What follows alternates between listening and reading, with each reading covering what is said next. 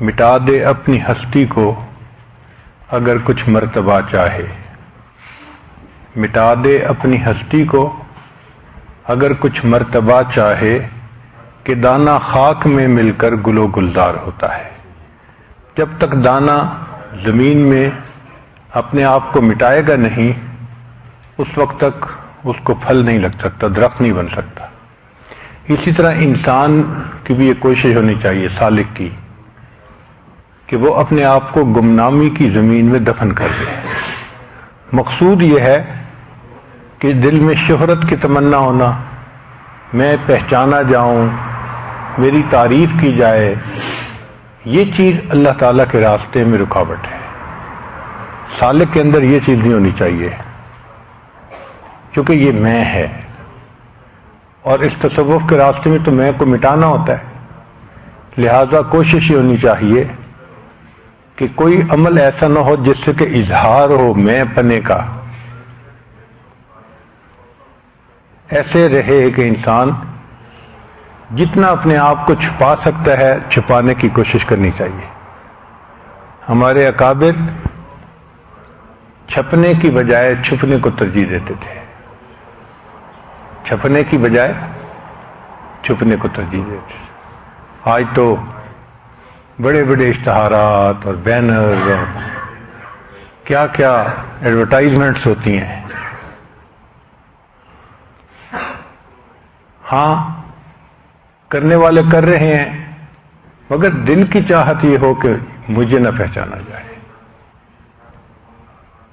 اس کا تعلق یہ نہیں ہے کہ انسان شہر کو چھوڑ کے پہاڑ کی غار میں جا کے پڑ جائے، سب سے رابطہ ہی قطع کر لے، یا سب سے میل جول ختم کر کے گھر ہی میں کمرے میں پڑ جائے، نہیں، ایسا نہیں۔ معمول کی زندگی گزارے، مگر دل کی چاہت یہ ہو کہ مجھے تعریف نہیں چاہیے لوگوں سے۔ اس لیے کہ جیسے ہر چیز کا ایک قیمت ہوتی ہے، تو جس عمل پر لوگوں نے تعریف کر دی تو قیمت ادا ہو گئی، پھر اللہ کے ہاں اس کا کچھ نہیں ہوتا۔ سیدہ صدیقہ رضی اللہ تعالیٰ عنہ کے بارے میں یہ کتابیں پڑھا کہ وہ فقیر کو جب کچھ دیتی تھیں تو کوشش کرتی تھیں کہ اس نے کون سی دعا دی، جو دعا وہ دیتا تھا اس کو وہ دعا خود دے دیتی تھی کہ مجھے اس کے بدلے تجھ سے دعا کی بھی توقع نہیں، میں اللہ سے اجر کی توقع رکھتی ہوں۔ جو دعا دیتی تھی وہ اس کو دعا خود دے دیتی تھی کہ تمہاری دعا کے بدلے میری دعا، اجر میرا اللہ کے پاس ہے۔ تو اللہ سے ہی توقع رہے ہر چیز کی۔ ایک مرتبہ ایک انجینئر سے، ان پر کچھ غربت کے حالات تھے، ضروریات زیادہ تھیں، تو وہ اپنے دفتر میں آئے تو ان کو وہاں پر ایک واچر ملا۔ وہ کسی سفر پر گئے تھے کمپنی کی طرف سے، تو اس کا TADA کا واچر بنا ہوا تھا۔ وہ بڑے خوش ہو گئے کہ چلو میری کچھ پیمنٹ بنی ہوئی ہے اکاؤنٹس میں، یہ مل جائے گی تو میری ضرورت پوری ہو جائے گی۔ اب وہ بڑے خوشی خوشی آ کے انہوں نے بتایا، چونکہ پہلے دعاؤں کے لیے وہ کہہ رہے تھے کہ جی ابھی میں نے دعا کروائی ہے اور ابھی ایک واچر مجھے مل گیا ہے تو میری کچھ پیمنٹ بنی ہوئی ہے۔ لیکن تھوڑی دیر کے بعد آئے تو بہت افسردہ۔ میں نے پوچھا کیا ہوا؟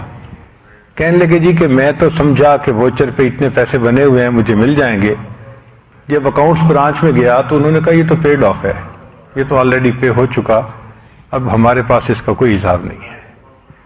تو جس عمل پر ہم نے لوگوں سے تعریف کی توقع رکھی، آپ سمجھیں کہ اس کے اوپر پیڈ آف کی مہر لگ گئی، قیامت کے دن اس پر کوئی اجر نہیں ملے گا۔ تم شہرت چاہتے تھے، تمہیں دنیا میں شہرت مل گئی، ختم۔ تو عمل ہم کریں تو فقط اللہ تعالی کی رضا کے لیے کریں، دنیا کی شہرت، دنیا کی نمائش، دنیا کا نام، یہ مقصود نہیں ہونا چاہیے۔ انسان کا نفس اس کا سب سے بڑا دشمن ہے اور نفس کی یہ چاہت ہوتی ہے کہ میری تعریفیں ہوں، اس کو تعریفیں اچھی لگتی ہیں۔ فرمایا کل تو میں کہتا ہوں الخمول هو اسقاط المنزلۃ عند الناس وکتمان سر الولایا، یعنی لوگوں کی نظر میں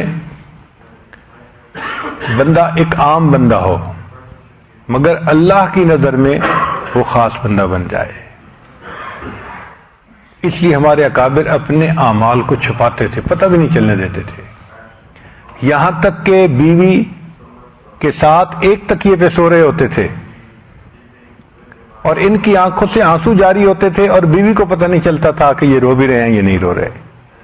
رونے میں بھی اتنا اخفا سے کام لیتے تھے کہ ایک تکیے پہ سر رکھ کے سو رہے ہیں اور آنکھوں سے آنسو آتے تھے اور بیوی کو پتہ نہیں چلتا تھا کہ میرا خاوند رو رہا ہے یہ نہیں رو رہا۔ اتنا اپنے اعمال کو چھپاتے تھے کہ کسی کو پتہ ہی نہ چلے۔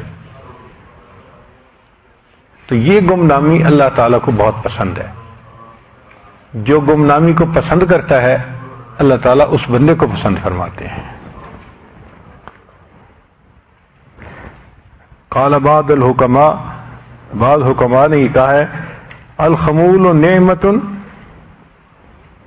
والنفس تاباہ، خمول گمنامی ایک نعمت ہے اور نفس اس کا انکار کرتا ہے، ابا سے ہے تاباہ۔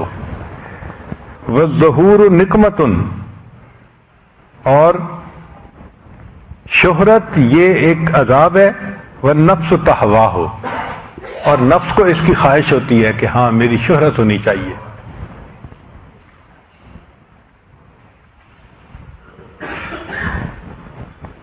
حضرت اقدس مولانا قاسم نانوتوی رحمۃ اللہ علیہ کا ایک مشہور واقعہ ہے کہ اس زمانے میں ایک علاقے میں مختلف مذاہب کے لوگ اکٹھے ہوتے تھے اور اپنے اپنے مذہب کی صداقت پر تقاریر کرتے تھے۔ اس کا نام تھا میلہ خدا شناسی۔ تو جب وہ ہوا تو جو مقامی لوگ تھے انہوں نے سوچا کہ بھئی کون ہو جو اسلام کا وکیل بنے، جس کے علم میں اتنی پختگی ہو کہ اسلام کی حقانیت کو اس طرح وہ کھولے کہ لوگوں کے دل اس کو تسلیم کر لیں۔ تو نظر حضرت نانوتوی رحمۃ اللہ پر پڑی، وہ حاضر خدمت ہوئے اور عرض کیا کہ حضرت آپ وہاں تشریف لے آئیے۔ حضرت نے وعدہ فرما لیا کہ ٹھیک ہے میں فلاں تاریخ کو ریل کے ذریعے پہنچ جاؤں گا۔ اب جو مقامی لوگ تھے انہوں نے حضرت کی استقبال کے لیے تیاریاں شروع کی کہ حضرت نے آنا ہے، چونکہ طے تھا کہ فلاں دن ٹرین کے ذریعے سے آنا ہے۔ حضرت پروگرام کے مطابق ٹرین پر بیٹھ گئے۔ ابھی راستے میں تھے کہ اچانک ذہن میں خیال آیا کہ میں نے تو بتایا ہوا ہے کہ میں فلاں دن ٹرین پہ آ جاؤں گا، تو ایسا نہ ہو کہ لوگ استقبال کے لیے اسٹیشن پر آ جائیں اور میں تو استقبال کے قابل نہیں ہوں، میں تو استقبال کے قابل نہیں ہوں، اس لیے مجھے نہیں جانا۔ تو اب کیا کروں؟ تو سوچا کہ ایسے کرتے ہیں کہ ایک اسٹیشن پہلے منزل سے میں ٹرین سے اتر جاؤں گا اور یہ سفر میں پیدل طے کر لوں گا، یہ 10-12 کلومیٹر کا سفر ہے، تو ٹرین سے نہیں جاؤں گا تاکہ وہ استقبال نہ کرے۔ چنانچہ حضرت ایک اسٹیشن پہلے نیچے اتر گئے اور پیدل چلنا شروع کر دیا۔ اللہ کی شان کے راستے میں ایک نہر تھی، تو وہ جب عبور کی تو پاجامہ باندھا ہوا تھا تو وہ گیلا ہو گیا۔ تو حضرت کے پاس یہ جو رومال ہے اس کی جگہ ایک لنگی ہوتی تھی، چادر ہوتی تھی۔ حضرت نے وہ چادر باندھ لی اور اپنے پاجامے کو پھیلا دیا دھوپ پر کہ خشک ہو جائے۔ پھر خیال آیا کہ بھائی وقت کیوں ضائع کر رہا ہوں، پاجامہ خشک ہوتا رہے گا۔ چنانچہ جو لاٹھی تھی نا اس لاٹھی کو کندھے پہ رکھا اور پیچھے اس لاٹھی کے اوپر پاجامہ لٹکا دیا اور چل پڑے۔ نہ کوئی خادم ہے نہ کوئی اور رفیق سفر ہے، یہ اسلام کا سفیر اس مسکنت کے ساتھ سفر کر رہا ہے اللہ کے ہاں۔ شہر پہنچے تو سوچا کہ بھائی میں کسی سرائے کے اندر، کسی موٹل کے اندر کمرہ لے کے تو آرام کرتا ہوں۔ تو ایک جگہ آپ نے کمرہ لیا اور کمرے میں جا کے آرام کرنے لگے کہ جب فنکشن ہوگا تو میں اس میں پہنچ جاؤں گا۔ اب دوسری سائڈ کی بات سنیے کہ جو شہر کے علماء تھے وہ تو سارے کے سارے اسٹیشن پر تھے، ایک مجمع تھا، جمع غفیر تھا، ٹرین آ گئی، لوگ انتظار میں تھے کہ حضرت آئیں گے تو ہم ہار پہنائیں گے، استقبال کریں گے گرمجوشی کے ساتھ۔ ساری ٹرین کے لوگ آئے اور گھروں کو چلے گئے اور حضرت نظر نہیں آئے، تو لوگوں کو بڑی پریشانی ہوئی کہ بھئی مہمان کہاں جو آنے تھے۔ جو ان کے بڑے عالم تھے انہوں نے کہا کہ بھئی ہو سکتا ہے کوئی وجہ بنی ہو کہ ٹرین مس ہو گئی ہو، تو ممکن ہے کہ کسی اور ذریعے سے سفر کر کے پہنچ جائیں، تو آپ پتہ کرو جب بھی وہ آئیں گے تو آخر کسی ہوٹل میں آرام تو کریں گے نا۔ تو شہر میں جتنی سرائے تھیں اس قسم کی جگہیں وہ سب سے پتہ کیا گیا، تو کہیں بھی نام نہیں لکھا ہوا تھا۔ جب ہر طرف سے نا امیدی ہو گئی تو وہ کہنے لگے اچھا میں خود جا کے پتہ کرتا ہوں۔ تو وہ گئے اور جا کے جو لوگ آئے ہوئے تھے اور کمرے بک کروائے تھے ان کے نام چیک کیے، تو ایک جگہ پر ایک نام لکھا ہوا تھا شمس الحسن، خورشید حسن۔ حضرت کا ایک تو نام تھا نا جو معروف تھا قاسم نانوتوی، ایک تاریخی اعتبار سے نام تھا جو اتنا معروف نہیں تھا، لوگوں کو پتہ نہیں تھا۔ حضرت نے اس غیر معروف نام سے اپنے کمرے کی بکنگ کروائی ہوئی تھی۔ جب انہوں نے خورشید حسن کا نام دیکھا تو ان کو کچھ شک پڑا کہ کہیں یہ نہ ہو، تو انہوں نے ہوٹل والے سے پوچھا کہ بھئی یہ کون؟ انہوں نے کہا کہ یہ کوئی عالم نظر آتے ہیں اور انہوں نے کمرہ بک کروایا اور آرام کر رہے ہیں۔ انہوں نے پوچھا کہ شخصیت کیسی ہے؟ اللہ کی شان کہ حضرت مولانا قاسم نانوتوی رحمۃ اللہ علیہ بسطتاً فی العلم تو تھے لیکن بسطتاً فی الجسم نہیں تھے۔ ان کی جو شخصیت تھی نا وہ بہت ہی پتلے دبلے سے تھے، دیکھنے میں بہت ہی اختصر یختصر اختصارا فهو مختصر۔ آج کل تو ماشاءاللہ مطلب ہے عالم کو دیکھ کے نظر آتا ہے کہ کوئی بڑا بھاری عالم آ رہا ہے۔ تو ایک ہوتا ہے متن اور ایک ہوتی ہے اس کی شرح۔ آج کل تو متن کے ساتھ دونوں طرف شروعات ہوتی ہیں۔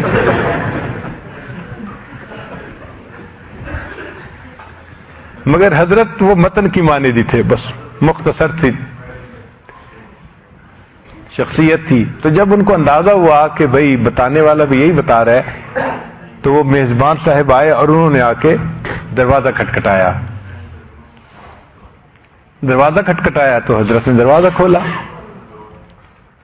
تو میزبان نے کہا کہ حضرت ہم تو اسٹیشن پہ آپ کا انتظار کر رہے تھے، اتنے لوگ تھے آپ کے انتظار میں استقبال کے لیے۔ تو حضرت نے فرمایا کہ میں اسی لیے تو اسٹیشن پہ آیا نہیں کہ آپ لوگ استقبال کر رہے تھے، اور میں اسٹیشن سے اتر گیا اور آ کے میں نے یہ کمرہ بک کروا لیا اور میں یہاں پہنچ گیا۔ اس کے بعد حضرت نے ایک عجیب جملہ کہا جو سونے کی سیاہی سے لکھنے کے قابل ہے۔ فرمایا چند الفاظ پڑھ لیے تھے دنیا پہچان گئی، ورنہ تو قاسم اپنے آپ کو ایسے مٹاتا کہ کسی کو پتہ ہی نہ چلتا۔ چند الفاظ پڑھ لیے تھے دنیا پہچان گئی، ورنہ تو قاسم اپنے آپ کو ایسے مٹاتا کہ کسی کو پتہ ہی نہ چلتا۔ یہ دل کی کیفیت ہونی چاہیے کہ میں اپنے آپ کو اتنا مٹاؤں کہ کسی کو پتہ ہی نہ چلے میرا۔ یہ چیز مطلوب ہے اور یہ چیز آج بہت کمیاب ہے۔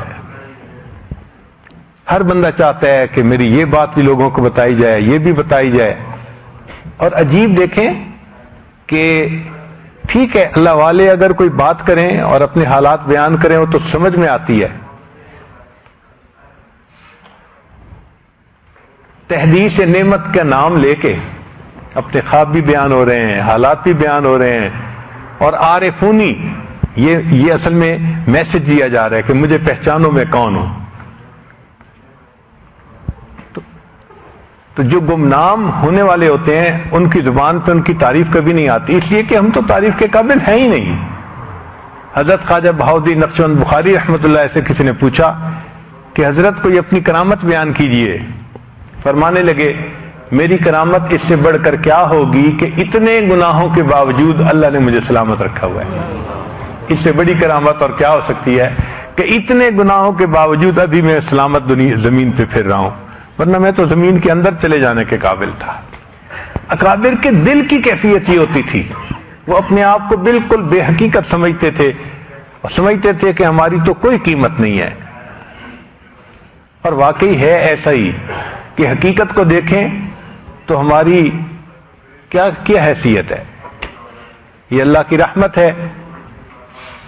دنیا میں جو ہم عزتوں کی زندگی جی رہے ہیں نا، یہ اللہ تعالیٰ کی صفت ستاری کا صدقہ ہے. اس کی صفت ستاری کے صدقے ہم عزتوں کی زندگی جی رہے ہیں، ورنہ تو ہم عزتوں سے جینے کے قابل ہی نہیں تھے. تو اپنے آپ کو مٹانے کا دل کے اندر ایک شوق ہونا، چھپانے کا دل کے اندر ایک شوق ہونا، دوسرے کو اپنے اعمال کا پتہ بھی نہ چلنے دینا، اجر کی توقع صرف اللہ رب العزت کی ذات سے ہونا، یہ اس کو گمنامی کہتے ہیں اور یہ اللہ تعالیٰ کو بہت پسند ہے. قال بعض العارفین کلما دفنت نفسک اردن اردن سما قلبک سماء سماء، کہ جتنا جتنا تو اپنے نفس کو زمین میں دفن کرتا چلا جائے گا اتنا ہی تیری قدر اللہ کے ہاں آسمان پہ بلند سے بلند تر ہوتی جائے گی. اس لیے فرمایا کہ کچھ ایسے بھی بندے ہیں، ان من امتی من لو اتا باب احدکم فسألہ دینارا لم یعطہ ایاہ، کہ اگر وہ کسی کے دروازے پر آئیں اور ایک دینار کا سوال کریں تو وہ ان کو دروازے سے خالی لوٹا دے، دھکا دے دے کہ جاؤ یہاں سے. لیکن اللہ کے ہاں ان کا ایسا مقام ہوتا ہے، لو اقسم علی اللہ لابرہ، اللہ پر قسم اٹھا کر کوئی بات کر دیں اللہ ان کی قسم کو پورا کر دے. تو اللہ کے ہاں اتنا مقام ہوتا ہے، مگر ظاہر میں وہ بندے گمنام نظر آتے ہیں. حتیٰ کہ اگر چلے جائیں تو کسی کو پتہ نہیں چلتا، اور کسی جگہ آ جائیں تو کسی کو آنے کا پتہ نہیں چلتا. یہ لوگ ہیں جو اللہ کو زیادہ پسند ہوتے ہیں اور پیارے ہوتے ہیں. صحابہ رضی اللہ تعالیٰ عنہ کی زندگیوں کو دیکھو، وہ اپنے اعمال کو چھپاتے تھے. حتیٰ کہ اگر ان کو کوئی سامان دینا ہوتا تھا کسی بھائی کو تو رات کو وہ اس کی گٹری باندھ کے اس پر لکھ دیتے تھے کہ یہ آپ کے لیے ہے، اس کو استعمال کر لیں، اور رات کے وقت اس کے دروازے کے اندر وہ گٹری ڈال دیتے تھے تاکہ وہ صبح اٹھے گا تو اسے پتہ چل جائے گا کہ کوئی رکھ گیا ہے. اب کون رکھ گیا ہے اس کا پتہ ہی نہیں چلتا تھا. امام زین العابدین رحمۃ اللہ علیہ کی جب وفات ہوئی تو جو غسل دینے والا تھا اس نے دیکھا کہ ان کے کندھے کے اوپر نا ایک ایسے کالا نشان بنا ہوا تھا. ویسے دیکھنے میں بہت سفید رنگ تھا اور بہت خوبصورت شخصیت تھی. اب اتنے نرم و نازک خوبصورت بدن کے اوپر ایک کالا نشان بنا ہوا عجیب سا لگا. تو انہوں نے گھر والوں سے پوچھوایا، انہوں نے کہا جی ہمیں بھی نہیں پتا کہ یہ نشان کیوں ہے. جب ان کو دفن کر دیا گیا تو ایک ہفتے کے بعد جو علاقے میں بیمار تھے یا ہینڈی کیپ تھے یا بوڑھے تھے ان کے گھروں میں آواز آئی، وہ کہاں گیا جو رات کے اندھیرے میں ہمارے گھروں میں پانی پہنچایا کرتا تھا. تب رات کھلا کہ رات کے اندھیرے میں مشک بھر کے اپنے کندھے پہ رکھتے تھے اور ایسے لوگوں کے گھروں میں جا کے پانی پہنچاتے تھے اور ان لوگوں کو پتہ ہی نہیں تھا کہ پہنچانے والا کون ہے.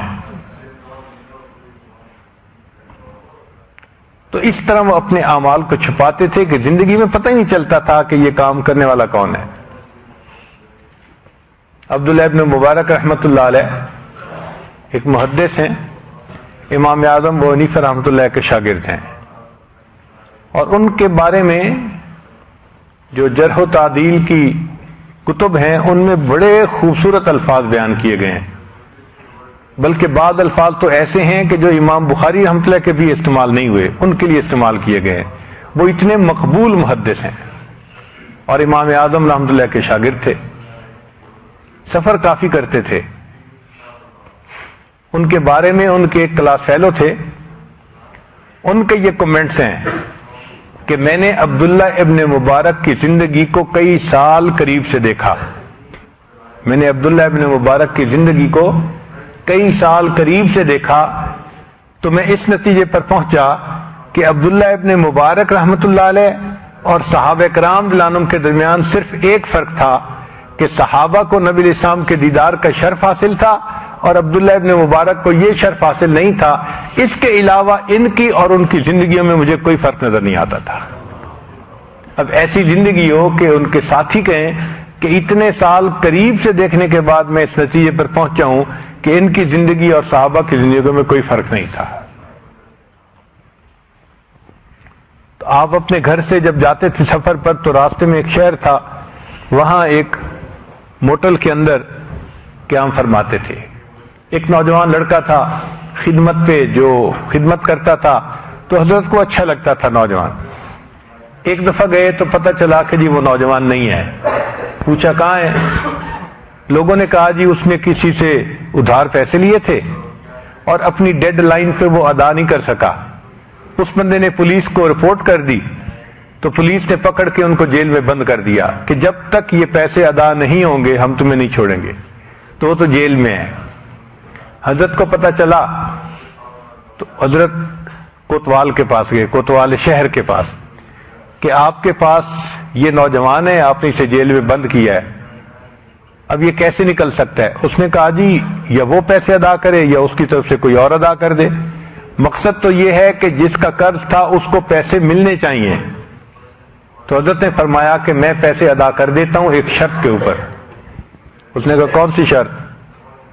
کہ آپ نے میرا نام نہیں بتانا کسی کو کس نے ادا کیے. اس نے کہا مجھے اس سے کیا غرض ہے، حقدار کو پیسے ملنے چاہیے. چنانچہ انہوں نے جتنا قرضہ تھا وہ ادا کر دیا اور وہاں سے چلے گئے. جب پیسے ادا ہو گئے تو کوتوال نے پولیس والے کو بھیجا کہ جاؤ ان کو رہا کر دو. اس نوجوان کو پولیس والے نے بتایا کہ جی کسی بندے نے آپ کا قرضہ ادا کر دیا، آپ کو رہا کیا جاتا ہے. وہ بڑا خوش بھی ہوا اور حیران بھی ہوا. پھر اگلے سفر پر جب حضرت تشریف لے گئے تو اسی ہوٹل میں ٹھہرے. اس نوجوان نے آپ کو قصہ سنایا کہ جی میرے آپ سے ملاقات ہو نہیں سکی کافی عرصے، میرے ساتھ تو یہ معاملہ بن گیا تھا اور کسی اللہ کے بندے نے میرا قرضہ ادا کر دیا اور پھر میں چھوٹ گیا. حضرت نے یہ قصہ سنا، خاموشی اختیار کی، زندگی بھر آتے جاتے رہے، پوری زندگی اس کو نہیں بتایا کہ وہ قرضہ ادا کرنے والا میں تھا. جب وفات ہوئی تو کوتوال نے اس نوجوان کو بتایا کہ تمہارا قرضہ تو عبداللہ ابن مبارک نے ادا کیا تھا. یعنی عبادت بھی کرنا اور دوسرے کو پتہ بھی نہ چلنے دینا، یہ چیز انسان کی نیکی کے اجر کو بڑھا دیتی ہے. ایسا عمل اللہ تعالیٰ کو بہت پسند آتا ہے. چنانچہ سیدنا عمر بن خطاب جانو ایک مرتبہ ابوبکر صدیق لانو کو ملنے کے لیے آئے. یہ خلافت صدیقی کا وقت ہے. تو دیکھا کہ وہاں پر ایک لسٹ بنی ہوئی ہے کہ شہر کے اندر جو معذور لوگ ہیں، یہ بہت بوڑھے لوگ ہیں، سینئر سٹیزن جن کو کہا جاتا ہے، وہ کون کون ہے اور ان کی خدمت کس کس نے اپنے ذمہ لی ہوئی ہے. صحابہ رضوان اپنے بدن کو دوسرے بندوں کی خدمت میں استعمال کرنا، اس کو بدن کی زکوٰۃ سمجھا کرتے تھے کہ جیسے مال کی زکوٰۃ ہمارے اوپر فرض ہے، جسم صحت مند اللہ نے دیا، اس کی زکوٰۃ بھی فرض ہے. اور جسم کی زکوٰۃ یہ ہے کہ ہم اللہ کے لیے کسی کی خدمت کریں. آج تو بیٹا باپ کی خدمت نہیں کرتا، اس زمانے میں دوسروں کی خدمت کرنا بھی ضروری سمجھا جاتا تھا. چنانچہ عمر اللہ نے لسٹ دیکھی تو نام لکھا ہوا تھا، ایڈریس لکھا ہوا تھا اور جو خدمت کرتا تھا ان کا نام لکھا ہوا تھا. ایک جگہ ایک بڑھیا کا نام لکھا ہوا تھا، ایڈریس بھی لکھا ہوا تھا، لیکن آگے جگہ خالی تھی. عمر اللہ نے نیت کر لی کہ اس بڑھیا کے جو کام ہے وہ میں کروں گا. چنانچہ اگلے دن فجر کی نماز پڑھی اور بڑھیا کے دروازے پر پہنچے. دروازہ کھٹکھٹایا، اماں آپ کی خدمت کے لیے میں آ گیا ہوں. اس نے کہا بھئی کوئی بندہ خدمت کرنے کے لیے آتا ہے اور وہ کام کر کے چلا جاتا ہے. اچھا خدمت کیا ہوتی تھی اس زمانے میں کہ پانی ہر گھر میں نہیں ہوتا تھا.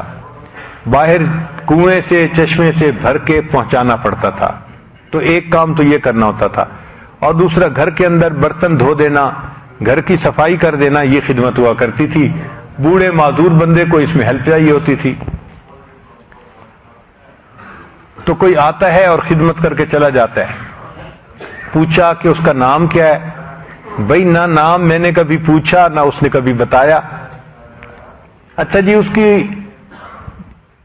قد و قامت کیسی ہے، شکل و صورت کیسی ہے؟ اس نے کہا بھئی وہ آتا ہے تو مجھے ایک دروازہ کھٹکھٹا کے کہہ دیتا ہے پردہ کر لے، میں خدمت کے لیے آیا ہوں۔ میں کمرے میں چلی جاتی ہوں، جب وہ سارے کام کر لیتا ہے تو دروازہ کھٹکھٹا کے کہتا ہے میں جا رہا ہوں، پردہ ختم ہو گیا۔ میں نے آج تک اس کی شکل ہی نہیں دیکھی۔ تو عمر اللہ میں بڑے حیران ہوئے، یہ کون آدمی ہے کہ جو خدمت بھی کر رہا ہے اور اس کے نہ نام کا پتہ نہ اس بندے کے شکل و صورت کا پتہ۔ اگلے دن تہجد پڑھ کے پہنچ گئے خدمت کے لیے۔ بڑھیا نے بتایا کہ جی وہ بندہ آیا تھا اور خدمت کر کے چلا گیا، وہ بھی عمر الخطاب تھے۔ کہنے لگے بہت اچھا۔ اگلے دن عشاء کی نماز پڑھی اور پڑھ کے اس بڑھیا کے گھر کے دروازے کے قریب ایک جگہ چھپ کر بیٹھ گئے کہ آخر رات میں کسی وقت وہ بندہ آئے گا نا تو میں دیکھتا ہوں کون ہے۔ کہتے ہیں کہ جب رات بہت گہری ہو گئی اور لوگ سب نیند کی آغوش میں چلے گئے، اس وقت میں نے دیکھا کہ ایک بندہ وہ آہستہ آہستہ چلتا چلتا اس بڑھیا کے دروازے کے قریب آیا۔ تو میں کھڑا ہوا، میں نے پوچھا من انت، آپ کون ہیں؟ تو جواب میں ابو بکر صدیق لانو کی آواز آئی، میں ابو بکر ہوں۔ تو میں حیران کہ ابو بکر صدیق لانو جوتے نہیں پہنے ہوئے تھے۔ میں نے کہا امیر المومنین آپ کے پاس جوتے تھے نہیں یا آپ جوتے گھر اتار کے آئے؟ تو ابو بکر صدیق لانو نے فرمایا کہ عمر یہ لوگوں کے آرام کا وقت ہے، میں نے گھر میں جوتے اتار دیے کہ میرے جوتوں کی آہٹ سے کسی سونے والے کی نیند میں خلل نہ آ جائے۔ اتنا چھپ کے خدمت کرتے تھے کہ دوسرے کو پتہ ہی نہیں چلتا تھا۔ تو ہمارے اندر بھی اللہ یہ صفت پیدا فرما دے کہ ہم اپنے ہر کام کا اجر اللہ سے چاہیں، مخلوق سے تعریفیں نہیں چاہیے ہمیں۔ چنانچہ ایک دعا ہے اللہم اجعلنی عندک من ارفع خلقک، اے اللہ آپ کے نزدیک مجھے مخلوق میں بلند مقام والا بنا دیجئے، وجعلنی فی نفسی من اوضع خلقک، اور میرے اپنے نفس کے نظر میں مجھے سب سے زیادہ کم تر بندہ بنا دیجئے، وجعلنی عند الناس من اوسط خلقک، اور لوگوں کی نظر میں مجھے اوسط درجے کا بنا دیجئے۔ قرآن مجید میں اللہ تعالیٰ اپنے نیک بندوں کے چلنے کے بارے میں فرماتے ہیں وَعِبَادُ الرَّحْمَنِ الَّذِينَ يَمْشُونَ عَلَى الْأَرْضِ هَوْنًا، یعنی یہ لوگ ہیں جو چلتے بھی ہیں تو بہت عاجزی اور انکساری کے ساتھ چلتے ہیں۔ چنانچہ مشائخ کے حالات میں ایک عجیب واقعہ لکھا ہوا ہے کہ کوئی 5-6 حضرات تھے اور وہ سفر کر رہے تھے، تو ایک آگے تھے، تھوڑا ایک دوسرے پیچھے تھے، ایک اس سے پیچھے تھے، 4-5 حضرات اس طرح آگے پیچھے سفر کر رہے تھے۔ ایک آدمی راستے میں بیٹھا ہوا تھا، اس نے پہلے بندے کو آتے ہوئے دیکھا تو اس نے چہرے مورے سے اندازہ لگایا یہ کوئی نیک بندہ ہے، اللہ کا مقبول بندہ ہے، تو کیوں نہ میں اس سے دعا کروا لوں۔ تو وہ آیا، اس نے سلام کیا، جی آپ میرے لیے دعا کر دیں۔ اور ان کا بھی بات یہ ہے کہ آپ مجھے کیوں دعا کے لیے کہہ رہے ہیں؟ اس نے کہا جی آپ مجھے بزرگ نظر آتے ہیں۔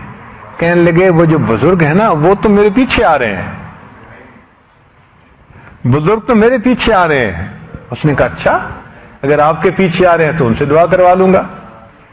یہ چلے گئے، پھر دوسرے آئے، اس سے بھی اس نے دعا کے لیے کہا کہ جی آپ بزرگ ہیں، آپ میرے لیے دعا کر دیں۔ ان کا بھی بات یہ ہے کہ بزرگ تو میرے پیچھے آ رہے ہیں۔ اب وہ تیسرے بندے آئے، جی آپ میرے لیے دعا کریں، آپ بزرگ نظر آتے ہیں۔ بھائی بزرگ تو میرے پیچھے نہ آ رہے ہیں۔ اب وہ آخری تھے، چنانچہ جب وہ آئے تو اس نے کہا جی آپ تو بڑے بزرگ ہیں تو آپ میرے لیے دعا کر دیں. اس نے کہا اللہ کے بندے بزرگ تو وہ تھے جو آگے چلے گئے.